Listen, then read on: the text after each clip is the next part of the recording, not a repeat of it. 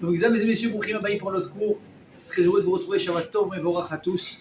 Alors, j'en profite de préciser que c'est très possible que la semaine prochaine, il n'y aura pas cours. On va faire une petite pause pendant les vacances. Mais moi, j'ai besoin un petit peu de souffler. Bezrat Hashem, je vous dirai quand est-ce qu'on va reprendre. En tous les cas, si je vous dis rien d'ici là, c'est que le cours dans la semaine prochaine, il n'aura pas lieu exceptionnellement. Moi, ça va un petit peu de souffler. Croyez-moi que j'en ai besoin un peu. Et vous aussi, ça va vous faire languir un petit peu. C'est peut-être encore mieux comme ça. Hein? Donc, si Dieu veut, j'en profite également de rappeler que mercredi, Abba Leno Letova, donc mardi soir, c'est Tou B'Av, la Saint-Valentin religieuse, comme on appelle ça dans le Japon. Donc, Bezrat Hashem, en fin de cours, je voudrais également parler de ça, parce que c'est un moment qui est très important. Et vous allez voir que Mina Shamaïm, le cours de ce soir, il va énormément se prêter avec la fin du cours. Et je peux vous dire que j'ai eu, c'est même pas un clin d'œil du ciel que j'ai eu aujourd'hui, je pense que j'ai jamais eu un message aussi clair de ma vie que le cours de ce soir, il devait porter sur ce sujet. Si vous vous comportez bien sans interruption et que j'aurai pas beaucoup d'interruptions à faire, alors je vous raconterai, Bezrat Hashem, l'histoire qui m'est arrivée aujourd'hui. Elle est incroyable pour vous montrer à quel point justement ça va être le message de ce cours, si Dieu veut, ça va être l'importance du shalom dans nos vies. Et vous allez voir comment mettre le shalom, il prend une place prépondérante et importante dans n'importe quel domaine de notre vie. Alors je commence tout de suite. Je vous souviens, il y a quelques semaines, je vous avais dit que je voulais vous parler d'un personnage emblématique dans la Torah qui représentait le shalom par excellence, qui était Aaron HaKohen. Je vous avais dit, regardez les enregistrements il y a 2-3 semaines, je vous avais dit, écoutez, là on est obligé de faire une petite pause sur les cours, vous voulez faire un petit peu de halachot sur les 3 semaines. Je pense que ça a été plus que nécessaire. Pour moi, le premier, pour me remémorer bien qu'est-ce qu'on peut faire, et surtout qu'est-ce qu'on ne peut pas faire. Et j'ai envie de dire, mais c'est plus important de savoir qu'est-ce qu'on peut faire que qu'est-ce qu'on ne peut pas faire. Parce que des fois, on ne sait pas qu'est-ce qu'on dit, interdit, c'est péché. Alors que des fois, la halakha, elle est beaucoup plus clémente que nous on pense qu'elle est. Combien de fois j'ai ce genre de débat à la maison? Non, on peut pas. Pourquoi on peut pas? Il y a des halakhot, ils te disent, à péché à ça ou à péché tire. La même qui te dit tu peux pas, elle te dit tu peux. Faut pas être à chaque fois trop extrême. Donc maintenant, on qu'on a fini cette période et j'espère que Tisha B'Av s'est bien passé pour chacun et chacune. Évidemment, quand je dis bien passé, c'est pas uniquement on a bâclé la journée, on a bâclé la période. On a pris conscience, ça a été, je dis merci à Hachem de prier dans la communauté dans laquelle je prie avec le rabbin qu'on a là-bas. Depuis que je connais chaque Tisha B'Av, on reste à la synagogue jusqu'à 1h de l'après-midi. Et ça ne s'arrête pas. Et on fait les keynotes, et on les chante, et on s'arrête, et on les explique. Et il explique, il raconte. Et chacun rajoute quelque chose. On a commencé la prière à 8h, on est sorti de la synagogue, il était 13h. J'ai pas vu le temps passer. Alors, c'est pas juste que j'ai pas vu le temps passer parce que j'étais sur un téléphone. Parce qu'on était préoccupé par le moment, à s'interroger, à un petit peu savoir qu'est-ce qui s'est passé, les 10 martyrs, à Sarah Ogemakot, et cette Kina, il me dit quoi, et Megillah Techa, et ça veut dire quoi ça, et ce pasouk, qu'est-ce que ce pasouk. Entrer à la maison, poser un petit peu la tête, se mettre, Mincha Arvit, et quelqu'un m'a dit à la sortie du jeûne, il m'a dit la vérité, je ne sais pas si je devrais dire ça, mais je suis content que cette période soit terminée. Et quelque part, je peux le comprendre, parce qu'on a senti pendant 3 semaines, surtout la dernière semaine, une ramma. J'étais pas bien, les gens ils me disaient, bon, après Tisha B'Av, ça me paraissait une éternité. J'ai dit, mais ne me parle pas de vacances, ne me parle pas d'aller boire un verre maintenant, c'est pas, ça s'y prête pas. Alors on peut dire peut-être, on est content que cette période soit terminée, si on en a tiré les bonnes leçons. Si on a compris, peut-être qu'on a compris quelque chose. Et je vous dis, Bezrat Hashem, vous allez voir vraiment à la fin du cours, je vais vous raconter quelque chose, moi qui m'a fait des frissons aujourd'hui. D'ailleurs, c'est la raison pour laquelle j'ai même pas eu le temps de me reposer avant le cours. J'ai eu un appel qui m'a vachement étonné, je ne pouvais pas le refuser. Et je peux vous dire que ça m'a fait énormément de bien. Je vous raconterai un petit peu après Bezrat Hashem ce qu'il en est. Donc, pour commencer tout de suite Bezrat Hashem dans le vif du sujet, je voudrais parler ce soir, donc mes amis, de Aaron HaKohen. Aaron HaKohen, vous le savez, qui a été le grand frère de Moshe Rabbeinu, qui a été le premier Kohen de l'histoire, le premier Kohen Gadol de l'histoire, et de lui jusqu'à aujourd'hui où descendent tous les Kohanim que nous avons autour de nous. Et ce qui est intéressant, c'est que concernant Aaron, c'est le seul, écoutez bien ce que je vous dis, c'est le seul sur lequel la Torah s'arrête pour préciser la date de son décès. C'était quand? Il n'y a pas très longtemps, il y a une dizaine de jours, Rosh Chodesh Av.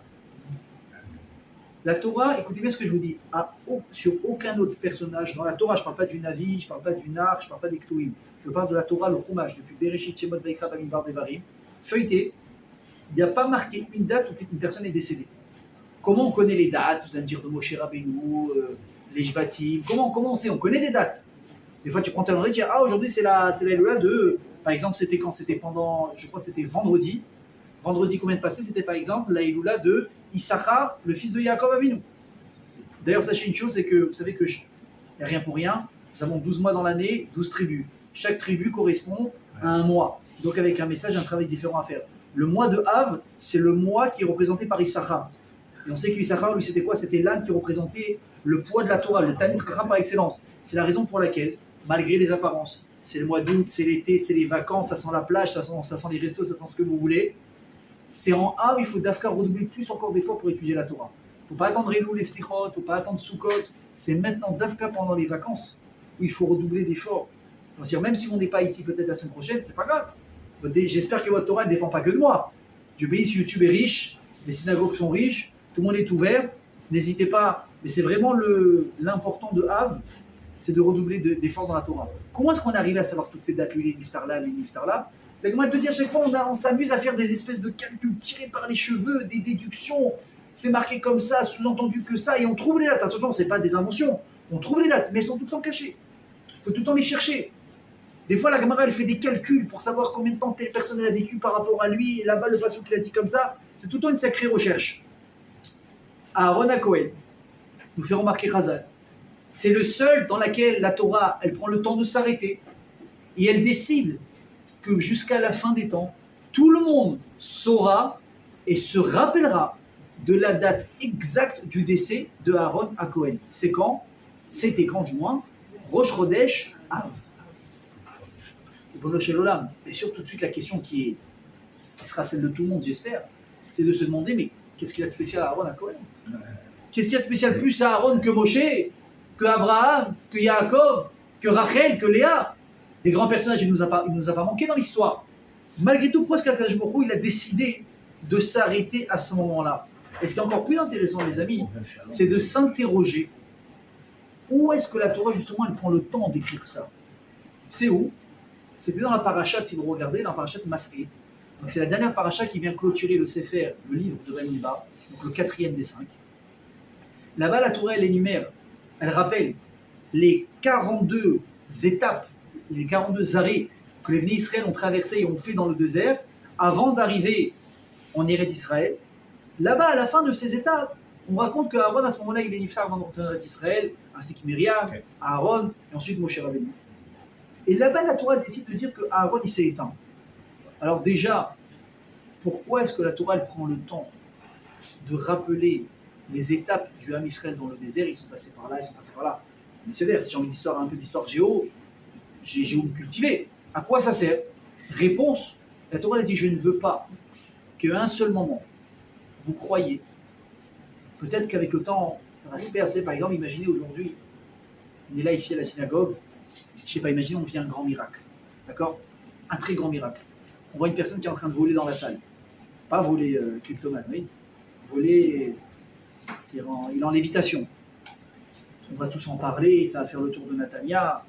Imagine le type qui te fait tomber de la manne du ciel en 2026. Bon, prenez l'exemple que vous voulez. Ça va parler, ça va faire du bruit. Ceux qui l'ont vécu, ils seront marqués à vie. Et vous allez raconter à la table de Shabbat, à vos enfants, aux petits-enfants. Combien de temps cette histoire elle peut tenir aussi claire sans qu'elle sera remise en question? Allez, maximum, je ne sais pas moi, 2-3 générations. À un moment donné, on va dire, mais non, arrête. Ils étaient tous tordus ce jour-là. Ils ont dû boire un coup de trop. Le type, il a dû refaire un coup de prestidigitation. Il leur a fait marcher. À un moment donné, ça risque de se perdre. On va remettre en question ça. C'est la même chose pour les Bnei Israël. Quand on me dit qu'on a passé 40 ans sans aucune ressource naturelle pour survivre, ça relève de l'impossible. C'est pas possible. On ne parle pas de 10 personnes, on parle de millions de personnes. Des personnes âgées, des jeunes, des enfants, des bébés, des hommes, des femmes. C'est pas possible. Où la Torah elle te dit Simla techalova letame alecha, tes habits ils se sont pas abîmés pendant 40 ans. Je vous mets au défi de prendre un habit qui va tenir nickel pendant 1 an comme vous le portez tous les jours. Juste 1 an. C'est impossible. Il a perdu sa couleur, il a perdu sa forme, il a tout perdu. 40 ans. Mesdames, il n'y avait pas de shopping. Je ne sais pas comment ils ont fait les femmes à l'époque. 40 ans, pas de shopping. Je comprends pourquoi les Israéliens étaient riches. Ils ne dépensaient pas d'oseille. Il n'y avait personne pour dépenser leur oseille. C'était un miracle. Et ça, c'est un détail, les habits. Et comment on a fait manger des millions de personnes? Et comment on les a fait boire? Et comment on a fait en sorte qu'ils n'attrapent pas d'assolation? et qu'ils n'avaient pas des coups de froid dans le désert. Vous connaissez un petit peu le climat d'un désert. C'est très très très très chaud la journée au point de mourir, de se dessécher, et le soir il fait froid. Donc c'est le meilleur cocktail pour attraper la crève et ne pas tenir pendant quelques mois. C'est pas possible. Et les animaux sauvages, et les brigands, et les scorpions, et les cils. Comment on a fait? La Torah elle te dit, sache que pendant tout ce temps-là, ça a été Akadosh Baruch Hu qui les a surveillés, qui les a sauvés. Alors on aurait pu croire, peut-être qu'à un moment donné, on allait oublier. On allait remettre en question. On n'allait plus vraiment y croire, on va dire, mais c'est pas possible. Forcément, pendant ces années où ils erraient dans le désert, ils devaient passer à chaque fois devant des villes, d'accord, pas très loin, ils devaient rentrer là-bas, comme toute personne normale. Elles achetaient à manger, elles achetaient à boire, et c'est comme ça qu'ils ont vécu. La Torah te dit, non, mon ami. On va et on répète, toutes les étapes dans lesquelles les Israéliens sont passés, c'était en plein désert. Et des fois, il y avait la sécheresse, des fois, il n'y avait pas d'eau, et des fois, il y avait si, on est passé par Mara, et l'eau, elle était amère, et là, il n'y avait pas à manger. Et comment est-ce que finalement, on a fait à chaque fois pour s'en sortir? Uniquement Akadosh Baruch Hu. Déjà, pour ne jamais oublier qu'Akadosh Baruch Hu, il a besoin ni de Osherad, ni de Rami Lévi, ni de Carrefour pour nous donner à manger. Il a besoin ni de Trump et ni de je ne sais pas qui pour nous mettre en sécurité. Il a besoin d'aucune force de pouvoir d'achat pour nous donner une richesse. Si lui, il décide, ça se fait. Nigma. Et la Torah, justement, elle est là pour perpétuer ce message jusqu'à la fin des temps.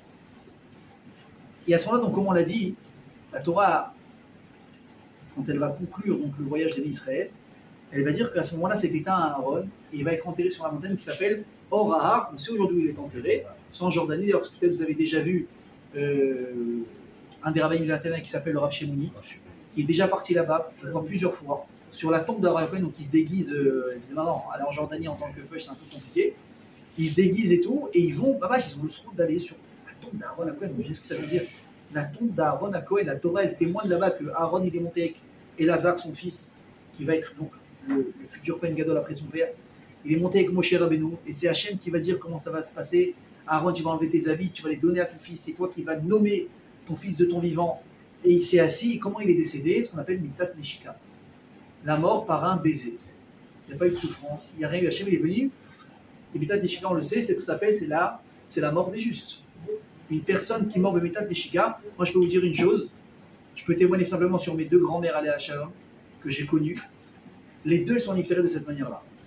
Les deux, une un peu plus âgée que l'autre, une j'étais pas là, j'étais plus jeune. Mon oncle et ma tante, pareil, m'ont raconté qu'elle était comme ça, à la maison, assise avec tout, Baruch Hashem, elle est entourée de ses enfants, ses petits-enfants, et justement à l'époque, il y avait une cousine qui était Kala, donc elle lui montrait les habits qu'elle avait achetés. D'un coup, quand sa photo, elle fait Yamma, Yamma, Yamma, elle est partie. Fini. Comme ça, peut-être, moi, elle a des problèmes de santé, mais ça veut dire qu'il n'y a pas eu ici un problème grave qui s'est passé. Que, hop, entouré de tout le monde. Et ma deuxième grand-mère, j'étais présent ce jour-là. Pareil, on était là, on était avec mon père, on était encore entouré. On lui donnait un verre d'eau, d'un coup, elle a toussé, elle est partie. Ça a duré 1 minute. Ça, c'est Mitat Neshika. Ça, c'est la Mita des justes. Alors, on ne sait pas, des fois, on se dit, mais on voit des grands rabbinim. Ah, ils ne sont pas décédés comme ça. Et des fois, on voit des personnes simples. On ne peut jamais savoir, mes amis, quel est le niveau de chacun. On ne peut pas savoir. Des fois, on voit des gens qui ne savaient ni lire l'hébreu, ni forcément des grands érudits en Torah. Ils ont fait ce qu'ils ont fait. Ils ont fait des choses dans leur vie. Ils se sont occupés de personne. Ils ont fait du chesed. Ils n'ont jamais rien entendu en retour. Ils ont su se taire quand ils avaient des affronts. Et ça, ce sont des choses qui valent des milliards aux yeux d'Akadosh Baruch Hu. Et on voit que quand Hachem il décide de montrer quelque chose, soit des fois il prend des justes, comme on l'a dit. Voilà, si on doit citer Peter tout à l'heure, il a parlé du Rav Amos. Il prend des géants pour protéger le Ham Israël. Et des fois, on prend des gens simples et Hachem leur donne, dit, tu vois, toi aussi tu mérites une certaine fin qui va justement montrer à quel point tu as été grand. Donc Aaron Cohen, il est niftar de cette manière aussi, le Mitat Neshika. Et il dit, le natif de vos logis, que dans le mois, pourquoi est-ce que Aaron il est niftar dans ce mois de Av? Parce que comme vous le savez, c'est justement, j'ai envie d'en dire on en sort, mais on y est encore quelque part. C'est le mois la plus difficile pour le Ham Israël. C'est le mois dans lequel on va perdre les 2 temples, les 2 maisons d'Hachem. Vous imaginez, on l'a dit cette année encore à Tisha B'Av, à Ayov, à Shana, ça faisait 1958 ans qu'on avait perdu le temple. Écoutez bien, j'étais assis par terre à la synagogue. Et je regardais le chiffre qui était affiché. Je vois 1958 ans. Vous savez ce que c'est 1958 ans? C'est pas 900 ans, c'est pas 400 ans. 1900, on parle presque de 2000 ans.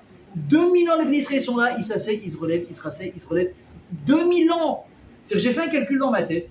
Vous allez dire, j'avais rien à faire ce jour-là. J'étais assis comme ça et j'attends. 1958 ans. Si je veux m'amuser à repasser dans la centaine d'années avant, donc 1800 et quelques, ok, donc j'ai juste enlevé une soixantaine d'années, n'est-ce pas? 1958-1960, on est à 1898. Vous me suivez? Donc je regardais dans la salle et je dis, qui ici est susceptible d'avoir plus de 60 ans? Il y avait du monde, hein. Je dis, donc eux, en fait, quand ils étaient petits, ils étaient assis par terre à la synagogue, ils voyaient 1800 et quelques. Je me suis dit, bon, bah, quand on arrivera à 1900, je sais pas quoi, il y aura le Mashiach. 60 ans sont passés. Et on est encore là à voir les chiffres défiler. Mais il y a un problème là. J'ai pensé à ça, j'ai dit, il y a un problème. Les gens, ils ont vu passer de 1800 à 1910 et 20 et 30 et 40 et 50. On n'a pas encore la Yeshua. Mais c'est fou. Donc regardez comment ce Chodesh, il est dur pour nous, comme la halakha le dit. Vous vous souvenez, on en a parlé quand on faisait la halachot. On a dit, si quelqu'un, un juif, il a un procès, il a une opération à faire, repoussez, faites pas maintenant, attendez après, Tchaber. Pourquoi? Parce que la métatadine, elle est trop présente là. Il y a trop d'accusations. Pourquoi? Vous direz, moi, j'ai rien fait. Moi, j'ai pas détruit le temps. Moi, j'ai pas vécu il y a 1958 ans. Ah bon, l'Arziz? Qu'est-ce qu'a dit la Gemara? Kol mi shelo ro'eh beminyan bet hamikdash, kilon nechav beyamav. Si chaque année de Shabbat on est là, on ne voit pas le temple se reconstruire, c'est comme si là, en 2026, il était présent et Chaz Shalom, il a été détruit sous nos yeux. Donc peut-être qu'on a une part de responsabilité. Donc la raison pour laquelle Aaron, il est niftar également dans cette période, c'est justement pour se joindre à cette tristesse future qui allait venir de pour Hanout et de tristesse et de grandes pertes pour le Ham Israël. Surtout, je vais vous dire quelque chose que, vous savez que se rappeler du décès de quelqu'un, c'est pas anodin. On pose la question, bon d'accord, alors Aaron, tu l'as cité pour des tristesses, pourquoi tu n'as pas cité quelqu'un d'autre pour des joies? Moshe, par exemple, il est niftar en Hadar. On n'a qu'à citer aussi lui, on va se remémorer son vécu. Bon, grâce à lui, on a eu la manne, et il est mort en Hadar, et Hadar, c'est la Simcha. Pourquoi tu me rappelles que la Ramma? Pourquoi tu me rappelles que les tristesses? Surtout que, comme j'ai commencé à dire, rappeler le décès de quelqu'un, c'est quelque chose de très grand. Pourquoi? C'est quoi, mes amis, le jour de la Askara, la Zikir d'une personne? Pourquoi on fait une Seouda, on va faire un cours de Torah, et on va faire la Tzedaka, et on fait la Barot? Makara, le type, il est mort, laisse-le tranquille. Le type, il est mort. Qu'est-ce que tu veux qu'il fasse? Je vais vous apprendre un chidouche. Chaque année d'anniversaire du décès d'une personne, on croit qu'il est oublié, on croit qu'il est... Chémi, rappelle l'âme en question. Moshe, Cohen, viens ici. On va te rejuger. Et ça fait 100 ans que je suis mort. Ça fait 1000 ans que je suis mort. Qu'est-ce que tu veux me rejuger? J'ai pas bougé. En 1000 ans, j'ai pas bougé. Ni j'ai fait une mitzvah, ni j'ai fait une adara. Qu'est-ce que tu veux voir? Il dit non. C'est vrai que de ton vivant, tu pouvais faire des mitzvot et tu pouvais faire des avérotes. Donc une fois que tu meurs, une fois qu'on passe l'arme à gauche, mes amis, ce qu'on a fait, on a fait. Ce qu'on a pas fait, on n'a pas fait. C'est trop tard, on ne peut plus. C'est terminé. Tout se joue ici maintenant. D'ailleurs, c'est marqué, je ne sais plus où c'est marqué. Je ne sais plus si c'est une Gemara ou un Zohar, je ne sais plus où c'est marqué. C'est un truc peut-être que vous avez entendu qui nous dit que imaginez un jour à Kadosh Baruch Hu, il donnait une heure ou un jour à tous les morts de se réveiller.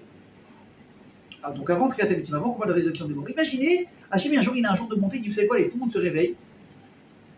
Donc tout le monde pourrait voir quelque part ses proches disparus. Imaginez, Chazécham, un mari, Laura, un enfant, un parent, ce que vous voulez, des grands-parents qu'on n'a plus vus depuis 100 ans.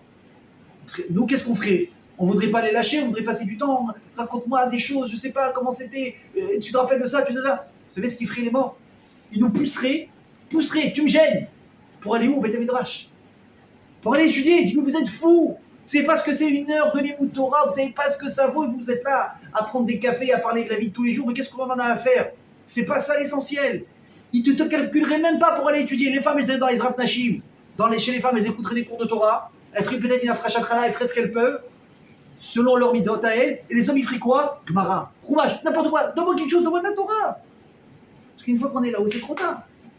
On va dire, mais alors qu'est-ce que tu veux juger un mort? Mais c'est trop tard, ça y est, c'est fini. Ce qu'il a pris, il a pris. Ce qu'il n'a pas pris, il n'a pas pris. Réponse, nous dit Srazal. On peut rejuger une personne grâce à quoi? Grâce à ce qu'il a laissé derrière lui. Grâce à ce qu'il aura laissé derrière lui, les fruits qu'il aura laissés derrière lui en partant, c'est des royalties. Vous comprenez comment ça marche? Une personne, imaginez, elle n'a rien fait. Elle n'a pas eu la chance. Mais même si elle a été de bas, même peut-être si toute sa vie, Rajam a été anti-Torah, mais elle a eu un enfant. Et cet enfant, finalement, tu sais quoi? Elle ne s'est pas vraiment imposée à ce qu'il ait une éducation religieuse. Elle n'y croyait pas, mais elle a quand même poussé son fils dans ce derrière. Et ce fils, il savait en faire mes oseilles, qu'il ne s'est pas seulement simplement devenu un petit juif de Kippour. Il s'est mis à faire Shabbat.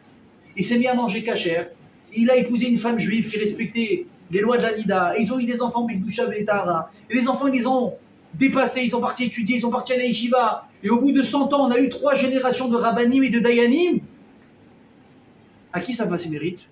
Aux aïeuls. On le rejuge. On dit, regarde, les fruits que tu as laissés en partant, ça peut encore te porter bonheur aujourd'hui. Et si Chaz Veshalom leur allait à Esther, le gars il a fait n'importe quoi et ses enfants sont devenus des Réchaïm, pour qui aussi s'est tapé? Pour lui et pour eux. Donc quand ici il y a le jour de l'ascara de quelqu'un, hein, c'est un caveau qu'on lui fait de parler de lui. Pourquoi? C'est la raison pour laquelle nous aujourd'hui, qu'est-ce qu'on fait quand il y a un Asgir? On fait des brachot, les lounishmat, pour l'élévation de l'âme. Et de quoi? Parce que oui, ce qu'on va faire aujourd'hui en mitzvot, ça peut être directement relié à lui. Et un cours de Torah pour l'élévation de son âme. Et une tzedaka à l'élévation de son âme. Et hop, le type alors qu'il n'a rien fait, on peut faire des mitzvot pour lui. Vous comprenez l'importance de citer le décès de quelqu'un? Alors imaginez quand on parle d'un tzaddik, comment c'est encore plus fort. Parce qu'un tzaddik, il a un pouvoir de décision ce jour-là, mes amis, qui est incroyable. On lui refait du kavod dans le ciel. Imaginez, vous prenez un géant en halakha, en Torah comme Rav Ovadia Yosef, comme Baba Sadé. Vous imaginez ce que c'est le jour de Saïloula? Vous imaginez le jour de Saïloula si on lui fait un kavod dans le ciel? Mais comment on peut le juger? Non seulement ça a été un tzaddik toute sa vie, non seulement il a laissé des livres de halakha qui dirigent le Israël encore jusqu'à aujourd'hui. Les gens, ils accomplissent halakha grâce au Rav Ovadia Yosef aujourd'hui dans le monde séfarade, essentiellement. Quand tu rejuges son compte en banque, il explose de plus. Donc il fait tellement qu'il bouge Hachem dans le ciel, même après sa mort, que ce qu'il décide, on lui donne. Donc si tu viens prier sur sa tombe ce jour-là, tu dis s'il te plaît, fais en sorte que ma fille elle se marie, que moi j'ai une meilleure parnassa, que moi j'ai une meilleure santé, et que tu pries sur sa tombe, que tu fais un télim, les nishmat, et tu lui fais du truc, et on ira jamais dire que je pourrais misken. Il est venu sur ma tombe le jour de Maïloula, il m'a allumé une bougie, toi tu vas le laisser comme ça. Si lui ne mérite pas, par mon route à moi, écoute-le, exauce-le, ça croit ou pas? Ça, c'est la force, mes amis, des tzadikim, mais c'est vraiment, vraiment important. Donc, si à Aaron, à Cohen, on lui donne cette place qui est vraiment, vraiment importante, plus que les autres, comme on l'a dit, parce que même si chacun a sa place dans la Torah, on n'a jamais pris le temps de dire quand est-ce qu'ils sont décédés. On n'a jamais pris le temps de dire dans la Torah, ce jour-là, arrêtez-vous, allumez une bougie, faites des prières, mesdames, parce que ce jour-là, sûrement, vous allez être exaucés. Pourquoi? Qu'est-ce que la Torah, elle veut qu'on apprenne de Aaron à Cohen?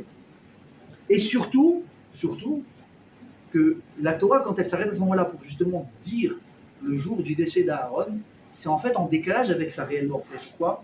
C'est quand est-ce qu'Aaron il est mort réellement dans l'ordre chronologique de la Torah? Dans la paracha de Choukat, qui est plutôt dans les parachutes dans le Sefer Bemidbar. Là-bas il est mort, mais la Torah elle passe. Aaron il est mort, salut. Et là on arrive donc, Balak, Pinchas, Matot, Massé, 4 parachutes après, on fait un replay. On rend Moïse, vous vous souvenez magnétoscope ou pas comment on faisait? Hop, on tournait à gauche, ça faisait comme ça. On revient en arrière, et là on dit quoi? Ah, au fait, j'avais presque oublié. Tu sais quand est-ce qu'Aaron il est niftar? Il est niftar le jour de Rosh Chodesh Av. Pourquoi? Donc vous savez quoi? Je vais raconter une histoire. Les amis, vous allez comprendre ce que c'est la force d'un tzaddik le jour de sa Yiloula. C'est quoi avant de continuer le cours? Parce que c'est incroyable. Cette histoire, elle a eu lieu avec un grand tzaddik qui était vivant à l'époque, Rabbi Levi Yitzhak Libardichot. Celui qu'on appelle jusqu'à aujourd'hui Sanégor chez l'Israël, l'avocat du Ham Israël. C'était une personne dans la bataille, il était capable, juste pour comprendre un peu le niveau, tout le monde le savait, il faisait ce qu'on appelle Ilou Neshama, c'est-à-dire il était là, debout, il faisait sa Amida, ça pouvait durer pendant 3 heures. Pourquoi? Parce que son corps restait ici, sa Neshama montait dans le ciel, il se battait contre les anges accusés d'Israël, contre l'Am Israël pour annuler les mauvais décrets sur l'Am Israël. Sa Neshama montait, il se battait avec eux pour protéger l'Am Israël, il redescendait. Normal, hein? Et c'était un homme, mais avec un niveau d'un ange. Rabbi Levi Yitzhak de Berdichov, est-ce qu'on l'appelle Sanégor chez l'Israël? Et j'ai eu le mérite, moi, une fois d'aller sur sa tombe, il est enterré en Ukraine. Un jour, j'étais à Romaine pour Rochelle, donc on avait fait un peu le tour des Kivrei Tzadikim. Quand je suis arrivé là-bas, mon père, toute ma vie, nous a versé l'histoire de Rabbi Yitzhak de Berdichov. Je me retrouve sur sa tombe comme ça, j'ai eu des frissons. Vous imaginez? Vous avez entendu parler d'un personnage toute votre vie, et d'un coup, vous vous retrouvez devant sa tombe. C'est quelque chose, hein, je vous souhaite un jour d'avoir, Bezrat Hashem, ce mérite. En tous les cas, l'histoire est la suivante. Il y avait une personne qui était mariée depuis plusieurs années et qui n'arrivait pas malheureusement à avoir d'enfants. Et ils avaient essayé ce que vous voulez, les bochot, les séboulottes, les tipoulim, les trucs, ça marche pas. Il va voir Rabbi Yitzhak de Berdichov et il attend d'être reçu par le Rav pour avoir une bracha, sauf que malheureusement il attend Il dit au gabaï, je veux rentrer, le Rav est très occupé, il ne peut pas vous recevoir. Bon, après tout, il n'y a pas de rendez-vous à l'époque par FaceTime. Hein. C'est au moment du Rav, selon ses occupations, on ne sait pas comment ça se passait. Sauf que ça ne dure pas un jour, ça ne dure pas 2 jours, ça dure des semaines. Des semaines, il attend comme ça. Il attend, il va dormir dans une, je ne sais pas où ça, il s'est fait inviter chez l'habitant, il revient, il attend. Le Rav ne peut pas le recevoir aujourd'hui, le Rav ne pas. Plus. Une semaine, 2 semaines, le mec il pète un câble, il dit attends, j'ai laissé ma famille, j'ai laissé ma femme, j'ai laissé un petit parnassa que j'ai, pour venir voir le Rav avec ça, il ne me reçoit pas. Il dit bon allez, je rentre. Sauf que, je dis d'un côté je vais rentrer, mais il y a ma femme qui va m'étriper si je rentre dans une réponse. Il avait plus peur de sa femme que, elle dit non, je reste. À la fin, le gabaï il sort, il lui dit, le Rav a dit que si tu veux une bracha pour avoir un enfant, il faut que tu payes en gros, 100 000 euros. Ah, moi j'adore cette histoire, de tout de suite, allez, Rabbin ils aiment l'argent, c'est tous les mêmes, nanana. Chas v'shalom. Chas v'shalom. Vous allez comprendre pourquoi Chas v'shalom. Vous allez bien comprendre pourquoi. Je me suis dit, quoi? Et non seulement je n'ai pas cette somme, mais en plus je ne peux pas m'engager, je ne sais pas, il faut que je consulte ma femme, est-ce qu'elle est prête vraiment à ce qu'on s'engage à s'endetter, je ne sais pas pendant combien de temps pour avoir un enfant, je ne sais pas. Et du coup le Rav il a dit, si tu débrouilles, tu débrouilles. Le type il dit, je dois rentrer chez moi. Vite il plie ses affaires, il fonce chez lui, il voit avec sa femme il dit, mais bien sûr, même si vous oubliez 1 million, on paye, on parle d'un enfant là, tu sais ce que c'est d'un enfant. Bon, elle le convainc, il réunit la somme, il va là, il emprunte là, il casse la tirette d'ici, il va, il emprunte sa belle-soeur, son beau-père, ce que tu veux. Il rassemble la somme. Et il va chez Rav, il dit, dis au Rav que j'ai la somme. Et là, qu'est-ce qu'il dit le Rav? C'est trop tard, tu ne peux plus rien faire avec ton argent. Mais il me prend pour un idiot celui-là ou quoi? Il me fait poireauter pendant 2 semaines. Au bout de 2 semaines, il me sort qu'il faut que je m'arrache un bras pour le payer pour avoir une bracha. Non, je me suis arraché 2 bras, et il me dit c'est trop tard. Il n'était pas content. Il s'en va, il va râler. Et il va voir à l'époque le Admour Hazaken de Chabad, qui était vivant à cette époque. Et il lui raconte l'histoire. Il était énervé. Et il essaye de comprendre. Le Admour Hazaken, il dit, avant de te dire ce que je pense, juste une question. Est-ce que tu te souviens quelle date on était le jour où le Rabbi Tradivatcher t'a dit d'amener cette somme pour avoir un enfant? Et lui il dit non, puis il essaie de réfléchir. Là il réfléchit, il dit attends, c'était il y a une semaine, là c'était tel jour. Le Rabbi fait une calcul, il dit j'ai compris. J'ai compris pourquoi est-ce qu'il a voulu te demander cet argent. Écoutez ce que c'est la chorma des tzadikim qui vous dépasse, qui nous dépasse à des millions de kilomètres. Il a dit sache une chose. Tu sais pourquoi tu n'as pas d'enfant? Et comme ça fait peur. Hein. C'est parce qu'un jour tu étais avec des gens qui ont manqué de respect à un Talmid Chacham. Ils ont mal parlé de lui. Et toi, non seulement tu les as pas fait taire, tu as rajouté une couche par-dessus. Et Chazal disent que quelqu'un qui manque de kavod Talmid Chacham, Elo Mechila, il n'a pas de kapara. Il n'a pas de kapara. Et c'est comme ça qu'on est posé que l'alacha. Il dit par contre, écoutez bien, il y en a un qui n'est pas d'accord avec cette alacha. C'est qui? C'est le Rambam, Maïmonide. Maïmonide il dit que si on donne une somme d'argent précise qui est énorme, alors on peut être mis de caper sur cette avéra. Il a dit le jour où il t'a fait attendre pendant 2 semaines, il a dit le seul moyen que j'ai de lui donner une yeshua pour avoir un enfant, c'est d'attendre le jour de la hiloula du Rambam, de lui demander de payer cette somme.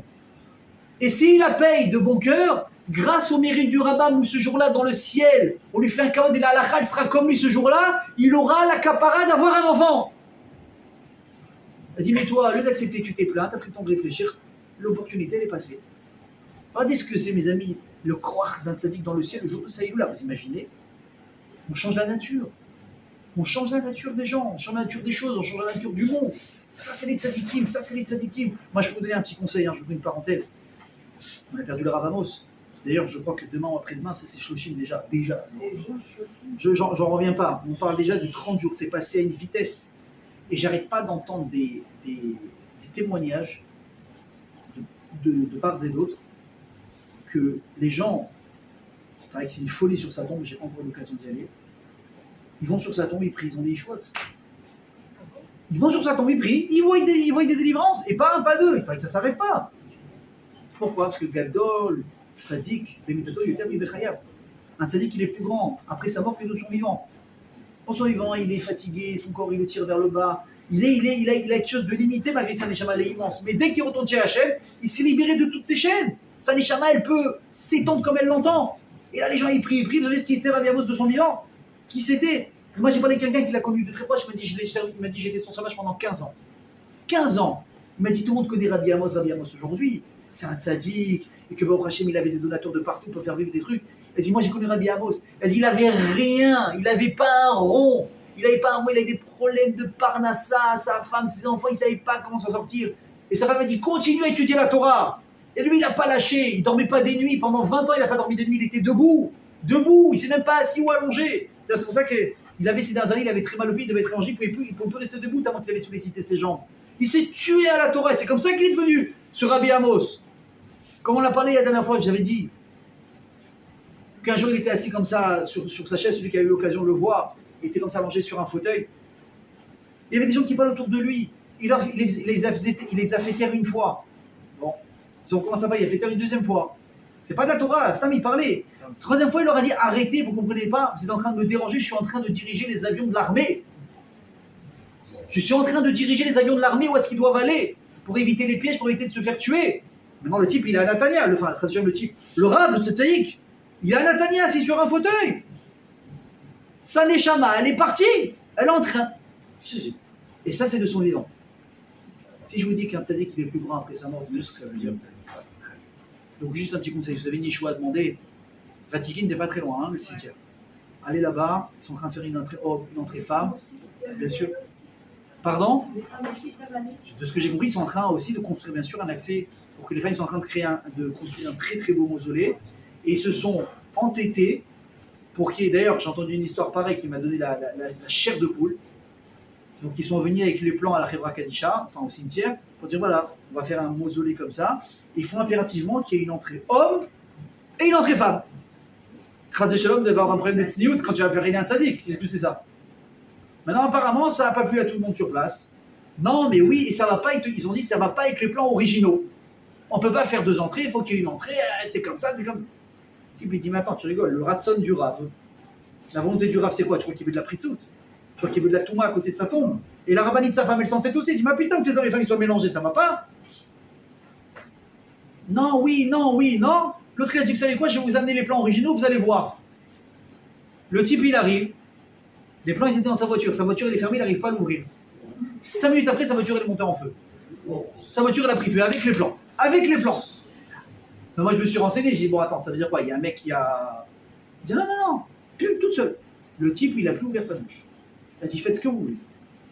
Et du moins, ce que c'est la parole d'un tzaddik, la volonté d'un tzaddik, ce que c'est, bon, en principe, il n'y a pas eu de blessé, il n'y a pas eu de mort, il n'y a rien eu. Mais les plans en question qui voulaient truc contre la volonté des tzaddik, il n'y en a plus. Il n'y a plus rien. Ça, c'est la volonté d'un tzaddik, mes amis. Donc, je reviens à ce qu'on disait. Si la Torah, elle prend le temps de te dire Rosh Chodesh, Av, des générations en génération jusqu'à la venue du Mashiach, rappelle-toi qu'il y a un géant qui est décédé qui s'appelle Aaron à Cohen, il y a un message ou il n'y a pas un message? Il y a un sacré message, j'ai envie de vous dire même. Alors c'est quoi? Pourquoi dans Moshe il n'y a pas? Pourquoi dans Avraham il n'y a pas? On sait que Moshe est décédé le 7 Adar. On sait qu'il est né, on sait qu'il est décédé le 7 Adar. Mais si la Torah n'en a pas parlé, c'est qu'il y a forcément peut-être une raison qui est différente. Alors j'espère que la réponse, je réussirai à vous la donner si Dieu veut. Surtout que, si vous voulez, c'est pas que la Torah, écoutez bien ce que je vous dis, c'est pas que la Torah, elle attend la parashat Mas'é pour en parler. Elle n'a rien à attendre, mais c'est, vous remarquerez que parashat Mas'é, ça tombera toujours à l'entrée du Chodesh Av. Toujours, c'est la parasha qui va précéder ce mois. Ça veut dire que s'il y a un message dans cette parasha, qui tombe systématiquement à un moment donné de l'année. C'est-à-dire que le timing se prête pour que le message il arrive exactement à ce moment-là. C'est pas un hasard. C'est gros quand même, non? Pendant 1000 ans, que tu as toujours la même paracha qui tombe aux mêmes périodes. Donc c'est forcément qu'il y a un message. Quel est le message? Alors je vais vous donner déjà un premier regard sur la chose. Évidemment, on peut dire que du fait de la période de deuil dans laquelle on se trouve pendant le Chodesh Av, alors, on parle également de, comme on l'a dit, du lycée d'Aaron. Et pourquoi c'est tellement important? Parce que la Torah, elle va préciser quelque chose de très fort. Il y a eu dans la Torah trois grands enterrements. Myriam, Moshe et Aaron. On voit une différence qui paraît anodine au début, mais qui se révèle être très très importante. Entre le décès de Moshe et le décès de Aaron Kohen. Regardez Psukim, amusez-vous. Moshe, c'est quand même Moshe Rabbeinu, oui. Je n'ai pas besoin de vous faire l'historique de Moshe. Celui qui a délivré tout le monde, celui qui a été le porte-parole d'Hachem, descendu de la Torah, etc., etc., etc. Moshe, quand il est ça, il a marqué quoi? Vaïfkou, béni Israël, et Moshe, Sheloshimio. Les bénis Israël ont pleuré Moshe pendant combien de temps? 30 jours. C'est beaucoup 30 jours. Hein. Des millions de personnes qui pleurent pendant 30 jours, c'est énorme. Et il a marqué quoi comme Aaron? Il a marqué 30 jours. Aval Vaïfkou, Kol, béni Israël, Sheloshimio. Il a marqué à ce moment-là, pas que les Juifs. Tout le Kol, tout le peuple juif a pleuré à Aaron pendant 30 jours. Tu veux dire, bon, je sais pas, peut-être qu'il manquait un mot, on l'a rajouté, on avait une place en plus dans le parchemin, on a dit, allez, on va. Non, soyons sérieux dessus. Si la Torah, elle met des mots, chaque mot a une place, chaque mot a un sens. On est d'accord sur ça ou pas? D'accord. Si la Torah, elle précise, dans Aaron de marquer Kol, tout le peuple d'Israël a pleuré à Aaron. On n'a pas marqué dans Moshe, c'est qu'il y a une raison. Vous savez, c'est quoi la raison? C'est marqué dans Masechet, le traité qui s'appelle Kala, comme une mariée. Masechet Kala, écoutez bien ce qu'il y a marqué. Quand Niftar il est Moshe Rabbeinu, il y a marqué Vaïfkou Ben Israël, les Juifs ont pleuré Moshe. Et quand Aaron et Niftar, il y a marqué Kol Bet Israël. Toute la maison, tout le camp a pleuré. Afilunashi, même les femmes, et même les enfants. Pourquoi? Me dit la vérité, écoutez bien. Shmonim Elef Bachurim, il y avait 80 000 jeunes hommes qui se prénommaient Aaron, qui accompagnaient le cercueil d'Aaron quand il était parti l'enterrer. Pourquoi? C'était qui ces 80 000 personnes? C'était 80 000 couples qui avaient failli divorcer et qui avaient divorcé. Et que Aaron s'est battu pour les ramener ensemble. Et quand ils se sont remariés, est né de cette union un bébé. En remerciement, comment ils l'ont appelé? Aaron. S'il n'avait pas été lui, il n'aurait pas été là, ce gosse. 80 000 garçons. Ça se trouve, il y a même des filles, hein. Encore plus, peut-être. 80 000 garçons qui étaient nés grâce à l'intervention d'Aaron à Cohen. Tu comprends pourquoi la Torah te dit Kol? Parce que tout le monde avait été touché, tout le monde avait été à un moment donné concerné par ça. Les hommes parce qu'ils avaient divorcé, les femmes parce qu'elles étaient seules, les enfants parce qu'ils sont nés grâce à ça. Comment tu veux que pas tout le monde pleure à Aaron? Donc c'est quoi? Donc c'est en fait le fait que Aaron soit tellement investi dans l'entente du Ham Israël. Et c'est une réponse qui fait un peu mal quelque part. Pourquoi? Et tout de suite tu dis attends, la raison pour laquelle on pleure à Aaron c'est parce qu'il s'est investi. Donc sous-entendu Moshe non. Et Moshe pourquoi toi tu l'as pas fait? Pourquoi toi tu t'es pas investi? Pourquoi c'est pas important le Shalom Bayit? C'est pas important d'essayer d'amoindrir les divorces où aujourd'hui on est presque à un divorce sur 2. On va. Ça vous croyez que c'est pas important? Pourquoi Moshe lui il s'est pas prêté à ça? Réponse nous dit Chazal, écoutez bien. C'est profond ce que je vais vous dire. Je vais vous faire une petite intro avant. La Torah nous dit le Rov, la majorité des mitzvot qu'une personne a accompli dans ce monde, où est-ce qu'il reçoit son salaire? Voilà ma barre. Une fois que tu as passé l'arme à gauche, 120 ans, allez, tu as bien vécu, tu as vu tes enfants se marier, tu as vu tes petits-enfants, tes arrière-petits-enfants, tu n'avais plus de dents, tu n'avais plus rien. Allez, tu montes là où tu vas te reposer. Sauf que là, tu as droit à une deuxième jeunesse. Tout ce que tu as épargné dans ta vie, toute ta vie, tu t'es tué pour ne pas rater une fila, pour ne pas rater des tfilines, pour ne pas rater des slichot. On a ici des personnes dans cette salle, ils m'ont fait comprendre l'année dernière l'importance des slichot et ils allaient à droite, à gauche. Tu rates pas une slichot. Est-ce que c'est des slichot? C'est le mois où tu as explosé. C'est difficile. Et les gens, ils se battent, ils y vont, et ils lâchent pas. Et mon fils va dans un tel Torah, je veux que mon fils ait une éducation. Vous vous souvenez en France la différence avec les écoles laïques et les écoles juives? Le laïque, c'est gratos, le feuille, tu payes une tonne. C'était difficile. Moi, j'ai connu des gens qui n'allaient pas à l'école juive parce que c'était cher, ils ne savaient pas comment faire. Et les gens, ses parents, ils se saignent. Tire à l'école juive, tu vas manger cachère. Et comment on fait pour partir en vacances? On ne peut pas aller au Club Med et manger les crustacés, les homards et les machins. Il faut aller amener, tu as vu le fait quand tu pars en vacances, les marmites, les poêles, tu vas au Chéra, tu achètes des boîtes de thon, tu achètes des trucs. Oh là là, t'as 2 valises en plus qu'un mec normal. Mais au minimum 2. C'est compliqué. Le type dit, mais moi j'accepte la vie du jeu, je joue les règles. Alors toute ta vie tu te fatigues comme ça. Tu mets ton confort à toi de côté pour quelque part le confort d'Akadosh Baruch Hu. Puis si tu crois que c'est perdu, tu arrives là où tu es reçu comme un mélère, comme un roi, comme une reine. Ça, c'est là-haut. Ah, tu me dis alors ici, je touche rien. Il n'y a pas un petit bakchiche, un petit. Il n'y a pas. La Torah te dit si. Tu sais quand est-ce que tu vas avoir une récompense? C'est quand, regardez, Mida Keneged Mida. Si durant ton vivant, tu vas faire des actions qui vont rendre agréable la vie d'une personne en direct, Hachem te récompense directement, exactement aussi de la même manière.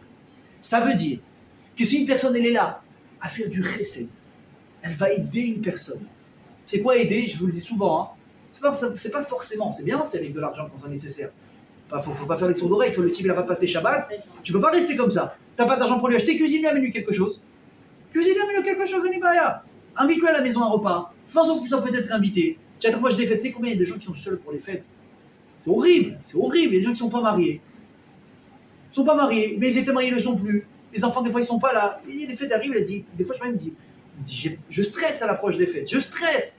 Les gens, ils s'organisent, ils appellent, alors tu sais, qui est-ce qui vient chez mon premier repas, 10e repas, ça. Il y a des gens qui disent, je sais même pas où je vais passer la fête. Il peut s'acheter à manger. Et c'est un pessard d'être avec seul à la maison avec son verre et ses 3 matzahs. C'est ça le chesed. Faire cas de quelqu'un.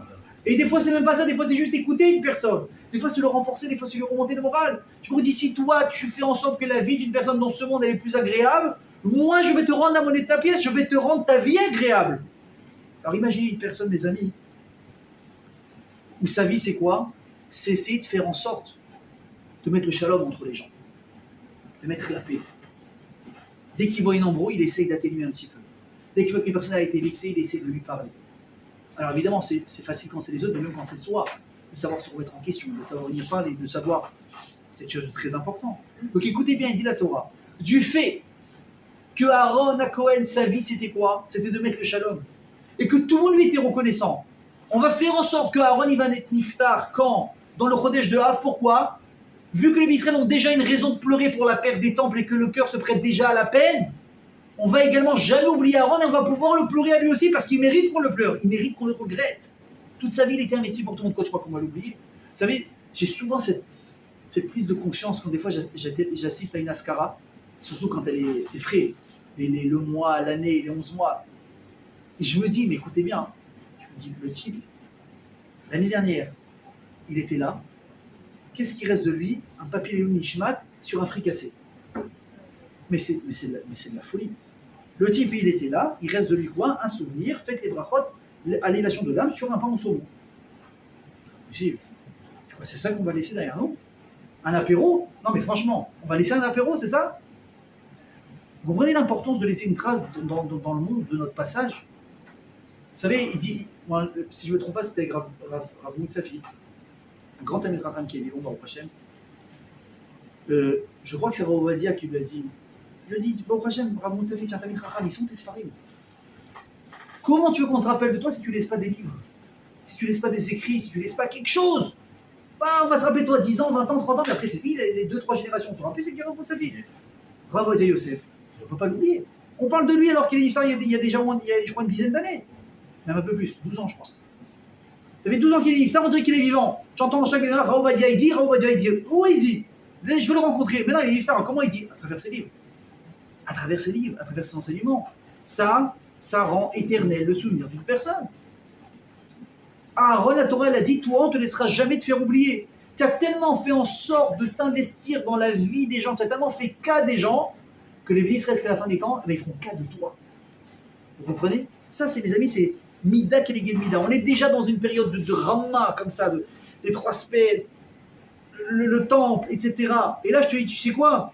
Pense à une personne qui a disparu, mais tu vas y réussir. Alors que si tu es maintenant dans la fête, tu es en Hadar, tu penses déjà Mishloachman, le Mishté, les déguisements. Je te dis, pleure un peu. Tu vas pleurer une larme de crocodile, tu vas verser.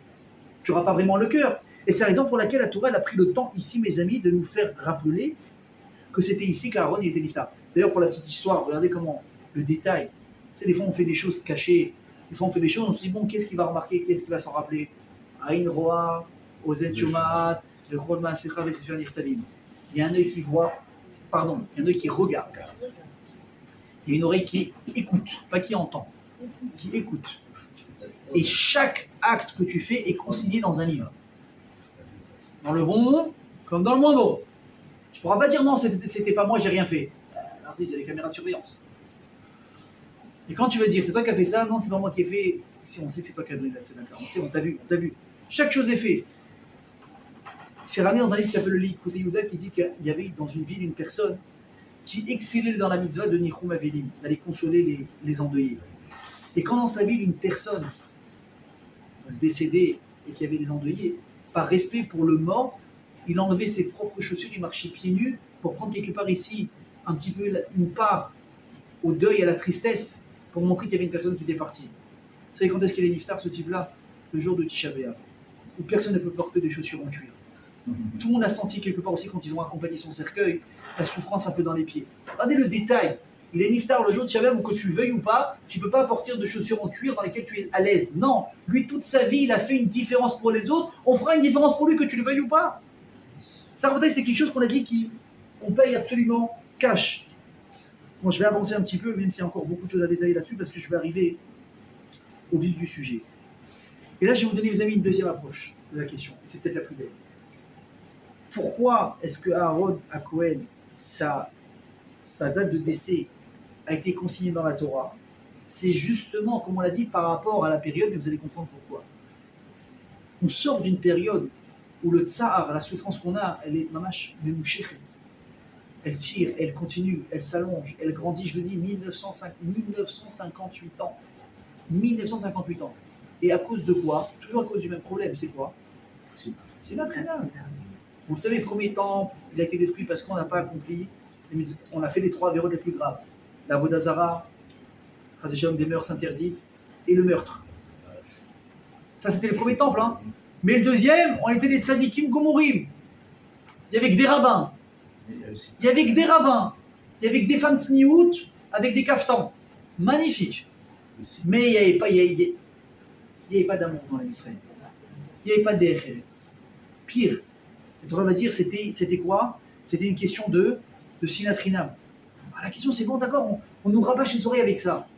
C'est-à-dire, mais quelqu'un m'a donné une solution. Comment je peux combattre moi la sinatrinam? C'est facile de dire aimez-vous les uns les autres. D'accord, ça c'est bien dans les livres, mais en réalité, c'est difficile. Comment je fais? Écoutez bien la stratégie. Je dis, regarde, prends exemple de qui dans cette période d'Afka de Av, qui est décédé? Aaron. Quel était le comportement d'Aaron? C'est ça qu'on veut que tu apprennes. C'était l'opposé. C'était Ahavatrinam, mais je vais expliquer ce que c'est, mes amis. Ahavatrinam. Vous savez ce que c'est la difficulté d'une dispute? On en a parlé, je crois que c'était cette année ou l'année dernière dans la parashat Korach, qui représente la dispute par excellence dans la Torah. Le problème d'une dispute, c'est quoi? Pourquoi on n'arrive pas à lâcher le morceau? Alors, soit évidemment, des fois, c'est une question d'ego, complètement idiot. Je vais avoir le dernier mot, il va pas me dire ce que j'ai à faire, mais je parle de gens un peu plus intelligents, un peu plus évolués, avec un peu plus de recul sur la vie et l'importance de la vie. Pourquoi est-ce qu'on a du mal à lâcher le morceau? Vous savez pourquoi? Parce que tu es persuadé d'avoir raison. Et quoi? Tu n'es pas capable d'abandonner la vérité pour un idiot. Tu dis, mais attends, si je baisse la tête, il va croire qu'il a raison, mais il se trompe. Donc je suis obligé de ne pas lâcher jusqu'au bout pour qu'il comprenne son erreur. Des fois, limite, ça part d'un bon sentiment. Je me bats pour la vérité. Je me bats pour le émet. Oui ou non? Je peux pas. Si je laisse passer, elle va recommencer la personne, elle m'a manqué de respect. Si je ne montre pas que c'est comme ça, elle va recommencer, elle va récidiver. Et si je ne montre pas que ce qu'il a fait c'est ça, et ce qu'il a fait c'est ça, et ça va nous poursuivre. La différence, mes amis, c'est quoi? C'est que c'est vrai. Sauf que Aaron, il a compris une chose. Tu ne dois pas aimer les personnes parce qu'elles le méritent. Tu ne dois pas aimer les personnes parce que la logique, elle te dit de les aimer parce que lui, il s'est bien comporté, mais il ne s'est pas bien comporté. Tu dois l'aimer parce qu'il doit être aimé. Ah, c'est faux. C'est vrai que le émet à sa place, mais le shalom est plus grand que la vérité. Écoutez bien ce que je vous dis. Le shalom est plus important que la vérité. D'ailleurs, vous le savez très bien. Les seuls endroits où on a le droit un petit peu de modifier la vérité, c'est quoi? C'est pour le shalom. Comme ça. Qu'est-ce qu'il faisait Aaron toutes ces journées? Par le fait que c'était juste le Kohen Gadol. D'accord, il rentrait en Kodesh Kodashim, déconnecté avec Dieu comme personne. À part ça, dans ces moments creux, il faisait quoi? Il n'allait pas faire un barbecue. Il n'allait pas regarder une série sur Netflix. Qu'est-ce qu'il faisait? Il allait s'intéresser qui s'est embrouillé avec qui. Maintenant, lui, il le haït, et l'autre, il le haït encore plus. Ils sont déchirés. Qu'est-ce qu'il faisait Aaron? Il allait un petit peu mentir. Il allait voir Réhouven. Dis-moi, j'ai entendu qu'il y a eu un problème avec Shimon il y a 2 jours et tout, nanana. Je dis, pas de celui-là, mais ah là là, je peux entendre son nom, j'ai envie de vomir, rien que je le vois dans la rue, je le mettrai, je vais l'étrangler, je vais l'étriper. À ce moment-là, il va, tu serais étonné. Hein.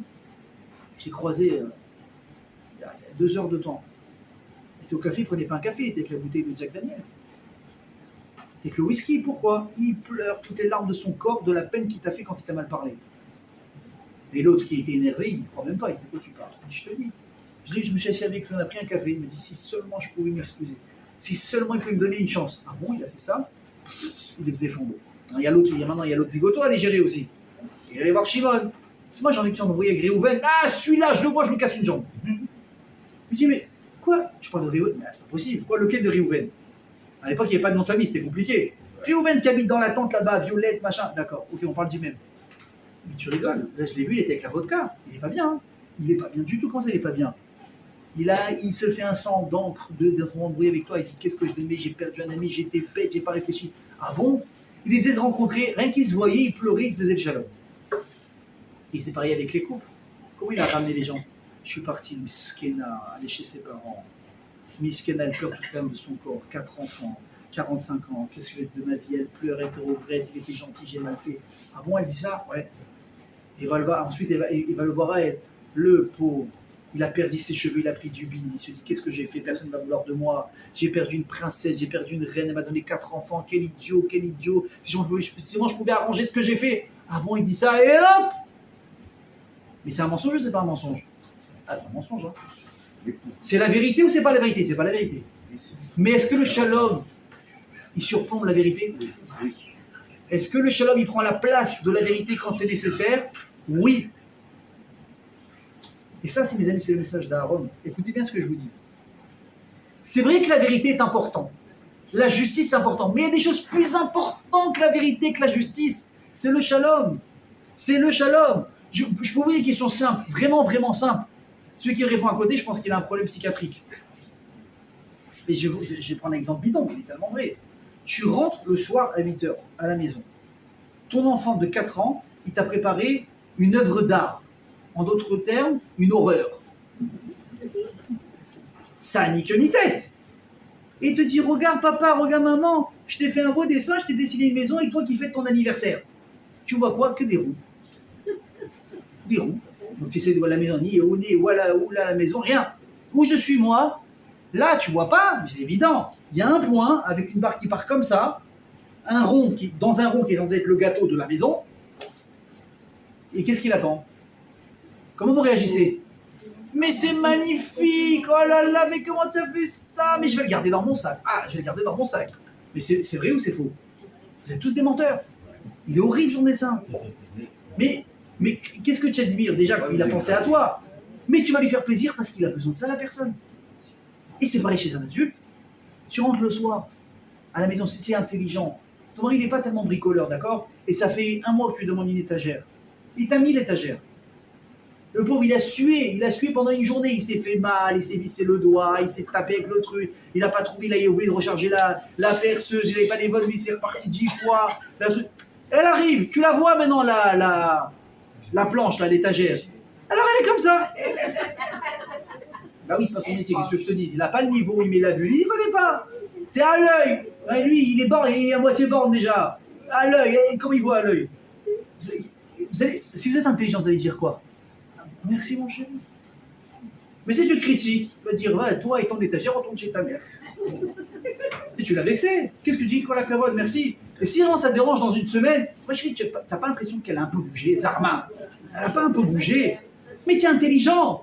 C'est difficile et toi tu rentres le soir, elle te fait un repas. C'est un peu trop salé. Tu vas le dire ou tu vas pas le dire? Mais vous êtes des kamikazes si vous ouvrez votre bouche. C'est vrai ou c'est pas vrai? Alors pourquoi c'est clair pour tout le monde ce genre de choses? Dans des exemples banals. Mais dès qu'on prend un petit peu de hauteur, ça ferait d'un coup, là, on a menti. Mais le but, c'est quoi? C'est le shalom. Il te dit, Aaron, le shalom, le tzedek avec la vérité, c'est important. Mais il y a quelque chose qui est beaucoup plus important, c'est le shalom. Vous comprenez ça? Il n'y a pas quelque chose de plus important que ça. Et regardez jusqu'où ça va. Regardez bien jusqu'où ça va. Aaron, ce n'est pas justement une leçon de vie qu'il donne. C'est de lui-même il exigeait ça avant tout le monde. Avant tout le monde, il exigeait ça. La Torah, elle nous énumère, je vais le dire rapidement, 6 exemples de relations fraternelles qu'il y a eu dans l'Israël, Israël, dans l'histoire. Le premier, c'était Caïn et Evel. Ensuite, on a eu, je ne peux pas oublier, on a eu Tzrak et Ishmaël, Yaakov et Esav, Yosef et ses frères, Ménaché et Ephraïm, Moshe et Aaron. Regardez comment ça s'est passé. Caïn et Evel, catastrophe, ça s'est fini en meurtre. Yitzhak et Ishmaël, ils ne s'entendaient pas, ils ont terminé en Nitouk. On ne se parle pas, chacun de son côté. Yaakov et Esav, l'autre il a voulu lui faire la peau. À la fin, ils se sont enlacés, mais ils se sont séparés. On est tranquille, je t'aime bien, tu m'aimes bien, mais chacun de son côté. Super. Yosef et ses frères, pareil, ils ont voulu lui faire la peau, ils l'ont vendu, ils se sont réconciliés, et eux, ils ont pu par contre vivre ensemble. Bien fait. Ensuite, on a Ménaché et Ephraïm. La Torah, elle parle d'aucune animosité entre eux. Ouais. Pareil, Ménaché, Ephraïm, il va savoir Ménaché, Akol Besséler. Ça, c'est les 5 premiers. Et après, on a les derniers, c'est qui? Moshe et Aaron. Alors là, les amis, là, on a peut-être l'exemple le plus impressionnant d'une fraternité parfaite. C'est quoi? C'est que Moshe, c'était lui Aaron, pardon, en Égypte. C'était lui le rave du Ham Israël. C'était lui qui était avec eux dans la souffrance, même s'il était Lévi, il n'a pas vécu l'esclavage, il descendait avec ses frères, il portait avec eux, il essayait de les raisonner, de faire le shalom comme on a dit. Toute sa vie, il a donné pour l'Am Israël. Si demain tu dois nommer quelqu'un qui va prendre le relais, c'est qui? C'est Aaron? Ah non, pas du tout. On est parti prendre le frère qui a grandi dans un palais royal, ensuite qui s'est enfui à Midian pendant des années, et il débarque comme une fleur, et c'est toi qui prends tout le crédit. Et pire, écoutez bien ce que je vous dis, Moshe, il n'avait aucun charisme, il était bègue. Aaron, il avait du charisme. Aaron savait parler. Aaron, c'était un homme, un vrai politicien, un Tamid Racham, un orateur Mais qu'est-ce que tu fais? Qu'est-ce que tu fais devant un truc comme ça? On inverse les rôles. Non seulement il a pris les rôles, écoutez bien, Aaron c'est devenu le porteur Nosé Kelim de Moshe, il portait ses affaires. Vous avez déjà vu un grand rave voyager à l'aéroport? Tu vois qu'il porte sa valise? Il faut être fou. Il y a toujours une ou deux personnes qui l'accompagnent, Rabbi, jamais. Nous, on porte pour vous. Kabbalah Torah, oui ou non? Aaron, qui était le rave des Bnei Israël, qui va être choisi comme Kohen, il se retrouve porteur des affaires de Moshe, de son petit frère. C'est pas qu'il est meilleur que lui, si bon, si le grand il est sorti moyen et le petit il a tout pris, il est grand, il est beau, il a du charisme, il sait parler, bon, on peut comprendre. Mais non seulement, entre guillemets, il a rien pour lui, il prend ta place, et comment il réagit Aaron? C'est pas qui c'est tu, hein. Il témoigne à Kadosh Baruch Hu lui-même, il dit à Moshe, Aaron, il est en train de venir vers toi, Vera Vesamach Belibo, il est heureux pour toi que c'est toi qui prennes sa place. D'ailleurs, c'est la raison pour laquelle c'est de tout l'homme Israël, ça va être le seul qui va être choisi pour porter le pectoral, avec la présence divine dessus sur les pierres. Parce qu'un cœur aussi pur, il n'y a que ce cœur-là qui peut résider aussi proche de la Shekhinah, vous comprenez? Comment Aaron t'arriver à un truc comme ça? C'est pas possible, on te prend ta place. Tu dis merci? Réponse. Qu'est-ce qu'il dit Aaron? Il dit la vérité, comprendre, je ne comprends pas. Le tzedek, la justice, il n'y en a pas. Mais si j'accepte, tu vas avoir le shalom avec mon frère. Si j'accepte, tu vas avoir le shalom dans l'Am Israël, on va avoir un dirigeant, on va remettre la décision de Dieu parce que mes intérêts personnels, ils ne s'arrangent pas avec la justice du moment. La justice, encore pas, elle n'est pas de son côté. C'est moi, c'est vrai, je dois recevoir ma guiali, je mérite. Je mérite, j'ai rien volé, je mérite. Mais si le shalom, il passe par ce chemin-là, j'accepte. Donc c'est pas uniquement un beau parleur à Aaron. Il est passé à l'acte. Vous comprenez qu'il est passé à l'acte. Et d'ailleurs, le Télim va dire, écoutez bien, Chesed ve'emet, Tzedek ve'shalom nashaf. Je traduis. D'un côté, tu as le Chesed, la bonté. D'un autre côté, tu as quelque chose de différent qui s'appelle le Emet, qui est la vérité. Je ne connais pas quelqu'un, je ne dois pas lui donner de l'argent. Le Emet, je ne te connais pas. Je donnais à mon fils par un étranger. On a le Chesed, on a le Emet. On a le Tzedek, on a la justice, on a le Shalom. Mais qu'est-ce qui était Télim? Ces deux notions, malgré qu'elles sont opposées, il faut qu'elles s'embrassent. C'est-à-dire, écoutez bien, une personne, elle sera toujours motorisée, habitée par ces deux notions dans sa vie. D'un côté, il recherche un sens à sa vie, de machmon, il cherche le émet. Qu'est-ce que je dois faire dans ma vie? Qu'est-ce que Dieu attend de moi? Je dois faire Torah, je dois faire mitzvot. Super. Mais d'un autre côté, il a aussi besoin d'une vie sociale, n'est-ce pas? Mais est-ce que la vie sociale, ça marche uniquement avec la vérité? Est-ce que ça marche uniquement avec les choses qui sont que droites et carrées? C'est possible. Tu ne peux pas réussir dans une vie sociale si tu es trop carré. Mais attention, ça ne veut pas dire que tu n'as pas raison. Ça veut dire que tu n'es pas racham. Qu'est-ce qu'on vous apprend sur la route quand tu commences à prendre le volant pour la première fois? En Israël, ils disent très bien. Alti tzodek, ti racham. C'est pas d'avoir raison, sois intelligent. Le mec, il va pas te la laisser, la priorité. La priorité à droite, il va pas te la laisser. Tu vois, il est engagé à 130. Ah, mais c'est mon tour de passer. Passe, qu'est-ce qui va se passer? Si, moi, tu es sans voiture. Ah, mais tu avais raison, hein? Mais est-ce que tu as eu raison de le faire? Non. Dans une vie sociale, tu ne peux pas marcher selon que des principes. Ça ne marche pas. Mais d'un autre côté, tu veux aussi être droit, c'est normal. Donc comment tu fais? On n'a pas le choix que de jouer avec les deux. La vie, ce sera toujours un équilibre, un jeu d'équilibre entre la vérité et le shalom, entre le chesed et le émet, entre le tzedek et le shalom. Sinon, comme ça ne marche pas. Comment tu fais quand tu as deux associés?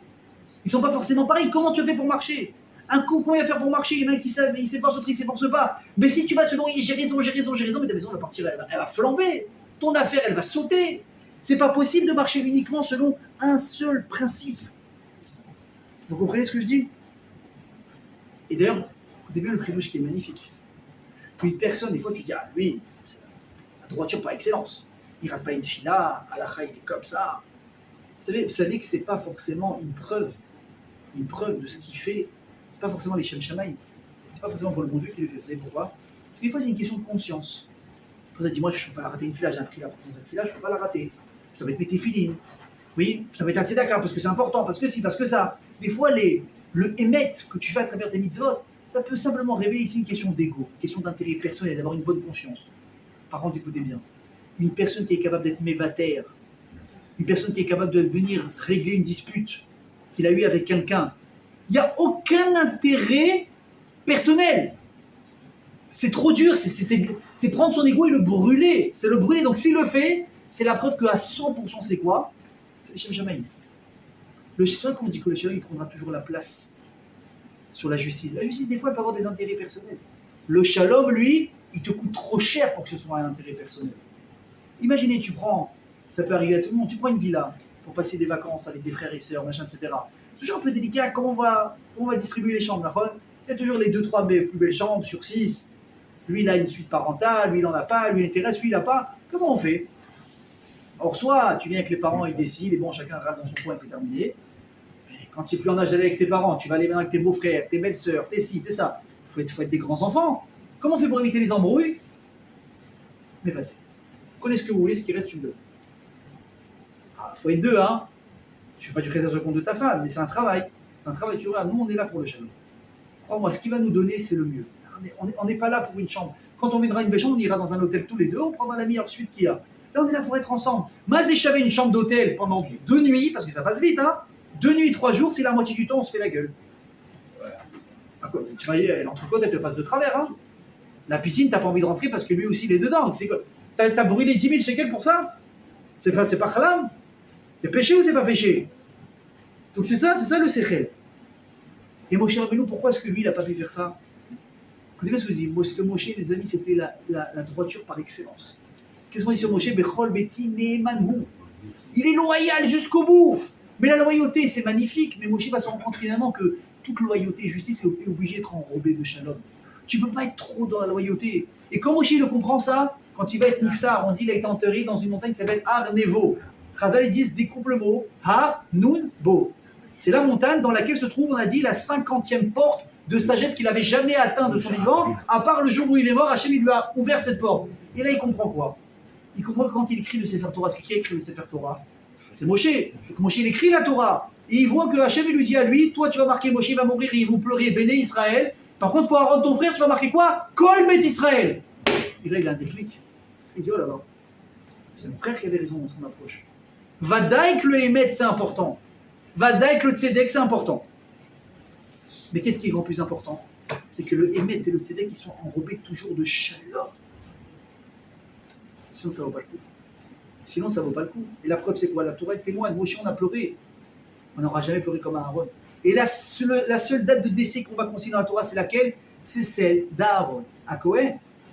Alors juste, on dépasse un peu le temps, mais il y a tellement de choses à dire. Je vais vraiment essayer en 5 minutes de plier ce qui reste. Parce que c'est un message, je pense, qui va vous rester. En tout cas, j'espère qu'il va vous rester. Un petit exemple qui fait de la peine.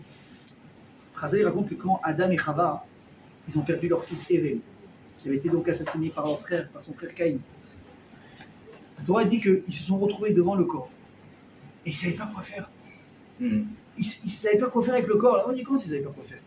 Il y a marqué, mais à Farbata, vers la Fartachouf, tu es venu de la terre, tu reviendras à la terre.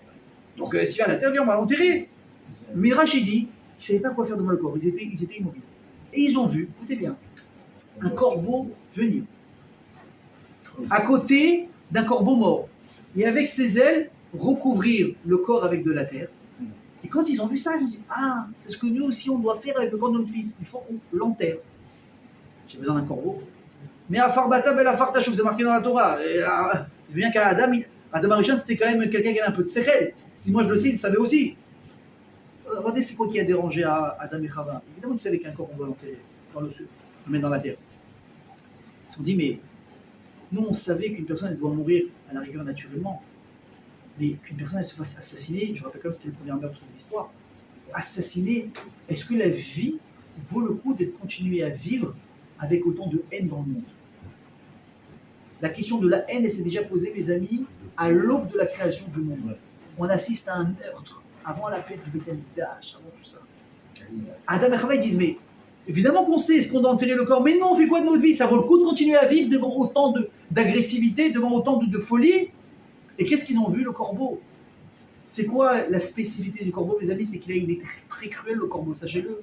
Un corbeau ne donnera jamais à manger à ses enfants, à ses petits. Il les met au monde, débrouillez-vous. Comment débrouillez-vous? C'est un bébé. C'est quoi l'instinct maternel quand une maman vient d'accoucher? Un bébé, c'est quoi? C'est de donner à manger tout de suite. Et le bébé, il cherche à manger. Les petits oiseaux, là, les petits corbeaux, ils cherchent à manger. Leur mère, elle est quelque part, débrouillez-vous. Elle est très égoïste. Et ils doivent se débrouiller tout seuls pour trouver à manger. C'est dur comme comportement.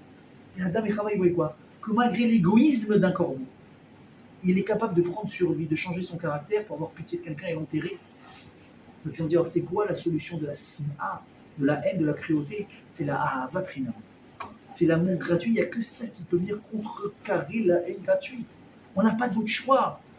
Si aujourd'hui on veut réparer ce qu'on a abîmé, et on a abîmé parce que si on a fait Tchabéab, c'est qu'on a continué de l'abîmer, c'est le faute de. Il y a 1957 ans, on dit 1958 parce que maintenant on est rentré dans la 1958e année. C'est qu'on continue à faire les mêmes bêtises.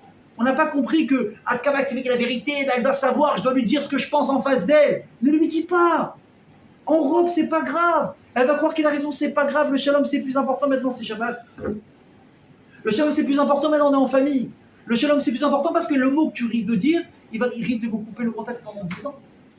Et Nachon, je vous ai promis une histoire tout à l'heure. Il était 18h, j'avais envie de me reposer. J'étais crevé.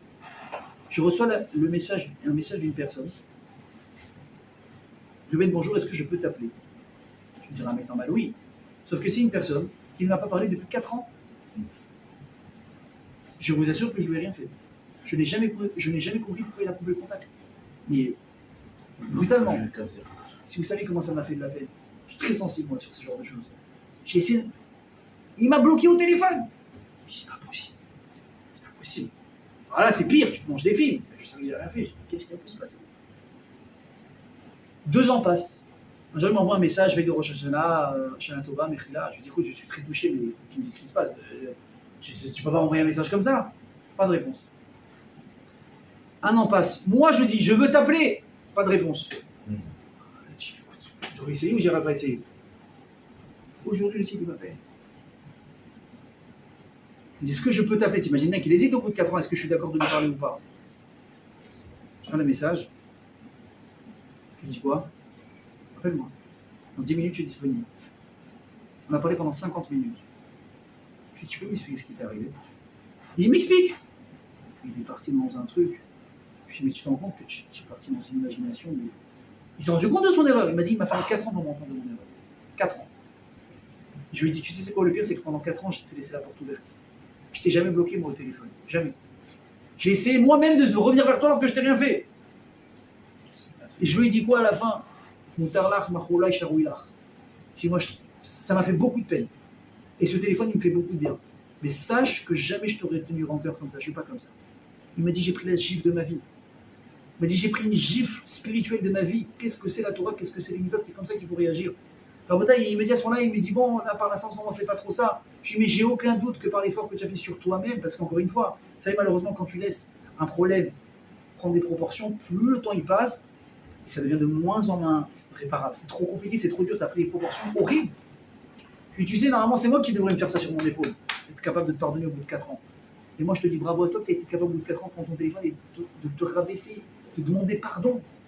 Je dis, j'ai aucun doute que par cet effort que tu as fait, si tu imagines ce qu'on est en train de faire, on est en train de faire le shalom dans l'âme Israël au lendemain du Tisha B'Av. Moi, je l'ai demandé pendant 4 ans, mais c'est toi qui n'étais pas capable de le donner par tes propres inventions. Il a reconnu, hein. C'est ce qu'on appelle ça une folie. Yitzhara, Warshtout, une folie qui passe dans la tête d'une personne. J'aurais pu le tenir en cœur. J'avais tous les droits. La justice, elle est de mon côté. Avalma, émet. Il faut que la vérité, elle soit enrobée de shalom. Qu'est-ce que tu vas gagner à lui dire je ne veux pas te parler? Je n'ai pas contacté avec lui, on ne se voit plus. Qu'est-ce que j'ai à perdre de lui dire dégage? J'ai rien à perdre. Je ne le connais pas. Je ne le connais pas. Je ne le croise pas. Bien sûr que je le connais. J'ai dit non, on va faire les choses différemment. Et je lui ai dit mais à une condition. C'est pas juste on se demande Mechila, machin. Je lui ai dit je veux que comme à l'époque, on s'appelle tous les rêves Shabbat, on se souhaite Shabbat Shalom. J'ai dit sinon on l'a pas fait. J'ai dit sinon c'est du mytho. Il m'a dit je le ferai avec plaisir. Est-ce que Hachem, vous pensez qu'il est content de cet échange? Est-ce que ça valait le coup que je me repose pas, que j'arrive crevé au cours ce soir? Ça valait le coup. Et c'est ce qu'Hachem voulait. Alors pour terminer avec une note de tout Béav, voilà, ce cours va être un peu plus long d'habitude, au moment là on va finir les 15 jours à venir. En fait, écoutez bien, mardi soir c'est tout Béav. C'est un jour de Yeshua extraordinaire. Les Bnei Israël étaient condamnés à mourir pendant 40 ans dans le désert. Ils mouraient quel jour? À Tisha B'Av.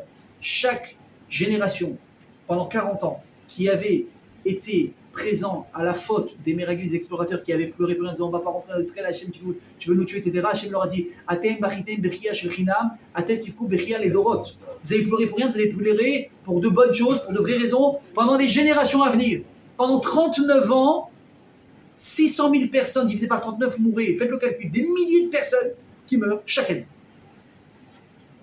Des milliers de personnes qui creusent leur tombe, qui s'enterrent le soir de Tisha B'Av et qui attendent la mort. Et qu'il y a des gens qui se réveillent et ils voient que leur frère, leur soeur, ils sont séparés. Pendant ça, 39 ans, et les gens, ils meurent. On arrive à la 40e année, la dernière année. Les gens, ils creusent leur trou, ils savent ça, c'est la dernière ligne droite, après on rentre. Donc les derniers survivants, ils creusent leur trou, ils rentrent, ils ferment les yeux, Shema Israël, vidouille, le lendemain, ils se réveillent. Je suis mort, c'est ça la mort? Non, je suis vivant. Ils se lèvent, ils voient les autres se lever. Ah, juste compter son calendrier, on n'est pas le 9, c'est demain le 9. Ils rentrent le soir, Shema Israël, vidouille, ils ferment les yeux, ils attendent la mort. Ils l'ont vu pendant 39 ans, ils savent très bien que ça va arriver. Et ils font ça pendant une semaine. Et jusqu'au jour où ils voient la pleine lune. Je dis, mais non, c'est pas Tisha B'Av avait passé. On est arrivé le 15 Av, tout B'Av. Et ils ont compris que Hachem, il avait levé la malédiction sur eux. Ils ont compris que Hachem, ils avaient pardonné. Tout B'Av, c'est un jour de Kohar, de Ségoula, mais qui est incroyable. Et c'est surtout le jour qui est propice au mariage. Qui est propice à rencontrer la bonne personne. Le bon garçon, le bon parti. Mais pourquoi est-ce que je vous parle de ça maintenant tout B'Av? C'est quoi le rapport avec notre cours? Écoutez bien ce que je vous dis. Hachem, il n'aura jamais l'intérêt à faire souffrir une personne gratuitement. Hachem, s'il est me'akev, s'il empêche, s'il retarde le zibouk de quelqu'un, c'est qu'il y a une raison. C'est quoi? C'est qu'il n'est pas prêt. C'est qu'elle n'est pas prête. Sinon, il n'y a pas de raison de... Pourquoi Hachem ne veut pas qu'il se marie? Il t'a dit, marie-toi et des gosses. Et lui, il va te mettre les bâtons dans les roues. Et moi, il te dit quoi? Je te donnais une règle, mais tu n'es pas prêt. Alors quoi? On va encore faire un divorce. Qu'est-ce qu'on fait? On va encore faire flamber une maison. Qu'est-ce qu'on fait? J'attends que tu travailles. Mais on ne comprend pas. Moi, si j'ai un conseil à nous donner à tous, hein, le donneur de leçons, je le suis aussi pour moi en premier avant de vous m'adresser à vous. S'il y a quelque chose qu'on peut travailler là, l'Irvod, tout Béa, et surtout l'Irvod, les 957 ans qu'on passe comme des barres, s'asseoir par terre, le jour de Tisha B'Av, c'est de travailler ce point de shalom. Écoutez bien ce que je vous dis. Si on est capable de travailler le shalom avec les gens maintenant sans être marié, vous savez comment on va arriver au mariage? Je m'adresse à tous les célibataires. Vous savez comment une personne est capable d'arriver prête au mariage? Elle est capable de faire prôner le shalom au lieu de la justice. Mais c'est la clé. C'est la clé ou c'est pas la clé d'un mariage réussi? Si tu t'entends toujours en train de ramener ta bouche pour dire la vérité, c'est sale, c'est pas bon, c'est moins bien, mais ta maison elle flambe. Mais si tu es capable un petit peu de faire le canard, oui tu as raison, oui c'est vrai, ah Nahon, t'as raison, j'aurais dû. Un peu de shalom. Alors les gens ils se disent ouais mais aujourd'hui c'est compliqué parce que je suis tout seul, je suis un garçon, quand je vais me marier ce sera plus simple. Ça va être pire. Ça va être pire. Je vous ai dit la semaine dernière, les jeunes avec qui j'ai parlé me disent non, mais je sais pas quoi dire à mon pote, mais quand je serai avec une fille, je saurais lui parler. Je dis, mais t'es un malade. Une fille, c'est un extraterrestre par rapport à un homme. Si tu sais pas parler à un garçon, comment tu sauras parler à une fille? C'est l'inverse. On doit prendre des cours pour savoir parler à une femme, oui ou non? Ça prend une vie pour apprendre à parler à une femme. Quoi dire, quoi pas dire, à quel moment, comment, des trucs enrobés. Surtout que les femmes, elles ont des capteurs, maman. Il faut être un skieur professionnel. Il faut savoir surfer, oui ou non? C'est la vérité. Mais si seul tu t'efforces pas maintenant, avec qui? Profite des stages. Tu as des amis, tu as des parents, tu as des gens à la SINA, tu as des voisins, tu as un mec qui va te manquer de respect alors que tu n'as rien fait sur eux, en train d'attendre à la caisse au magasin. Mais tout ça, c'est des stages que le bon Dieu il t'offre. Tu dis, montre-moi que tu es prêt. Montre-moi que tu sais fermer ta bouche. Montre-moi que tu sais baisser la tête. Ta raison passe. Et ça fait 1 heure que tu attends. Il passe devant. À quoi le baisser? Vous savez, moi, il y a un truc que j'essaie de travailler ces derniers temps.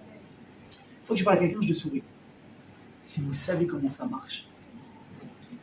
Si vous saviez comment ça marche. Rien que tu peux passer à la caisse. Un petit sourire, je ne vais pas dire dragueur, ça se fait pas. Mais tu as compris. C'est pas le contraire quand on drague. Même un homme. Shalom, Anishma. Ça te dérange si je passe, c'est que ça. Il y a un mec qui m'a fait ça il y a 2 jours. Je vais à la caisse, le type, il avait un chariot, j'avais 4 articles. Et le type, t'as compris, rien que déjà, je vois comment il cherche son porte-monnaie, j'ai compris que ça allait durer 1h30. Je lui ai dit, maman, je lui ai dit, c'est ça. En plus, il parlait français. Alors, des fois, tu crois que t'es inconnu, c'est pire, des fois. Je lui ai dit, excusez-moi, ça vous dérange pas, je passe les 4 articles. Alors, il me regarde et il n'était pas content. Je me dis, non, mais lui, il vient de passer, lui aussi, il avait 4 articles. Puis, si vous voulez pas, c'est pas grave, mais j'aurais demandé. Et il a gardé le sourire jusqu'à la fin. Il a tourné la tête, il a retourné la tête, bon, allez-y, passez. Allez-y, passez. Et on a commencé à discuter. Rien qu'un sourire. J'étais en trottinette l'autre fois, je roulais là sur la rue Herzl. Une voiture, elle était garée sur le bas-côté, mais bien au milieu, quoi. Tiens, faux. J'aurais pu lui dire, bouge. Je m'arrête à côté de lui, il sourit. Je lui ai dit en hébreu, j'ai dit, Harry, ça te dérange pas de te garer un peu plus sur le côté, comme ça on peut passer? Il m'a rendu un sourire bêtard. Et hop, il a changé de place. Rien qu'un sourire. Rien que ça. Rien que ça. Imaginez si vous êtes capable maintenant de travailler, de faire prôner le shalom. Mais si ça se trouve, c'est ça qu'Hachem l'attend de nous avant de donner le zivouk. Il dit, je veux te donner ton mariage, je vais l'emmener à Toubéav, c'est maintenant. Mais si on a réussi à avoir ce déclic, c'est... Alors, attention, c'est quoi Toubéav? Le zivouk, c'est pas uniquement se marier, c'est aussi réussir son mariage. Qu'est-ce qu'on souhaite à une personne qui n'est pas mariée? On dit que tu trouves le bon parti. Et qu'est-ce qu'on dit à des gens mariés? Chez Zivouk, il y a allé, il y a fait.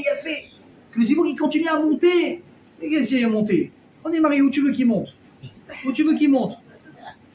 Il faut qu'il y ait de l'harmonie à la maison. Il faut qu'il y ait de la paix, il faut qu'il y ait de l'amour, il faut qu'il y ait de l'entente, mais ça se travaille, ça aussi c'est des brachot à avoir. Tout béa, c'est une ségoula pour se marier et pour le shalom baït. Vous avez compris? Donc c'est la Torah, mes amis, à l'entrée du Chodesh Av. La seule date de décès qu'on a écrite jusqu'à la fin des temps, c'est celle d'Aaron, c'est parce que qu'est-ce qu'il faisait prôner lui? Le shalom. Et le shalom, mes amis, c'est la clé de tout. Si on a ça dans la vie, on réussira. Les Indiens soient capables, les Indiens qu'on entende des bonnes nouvelles en tout l'âme Israël. Amen, Kenny Ratzon.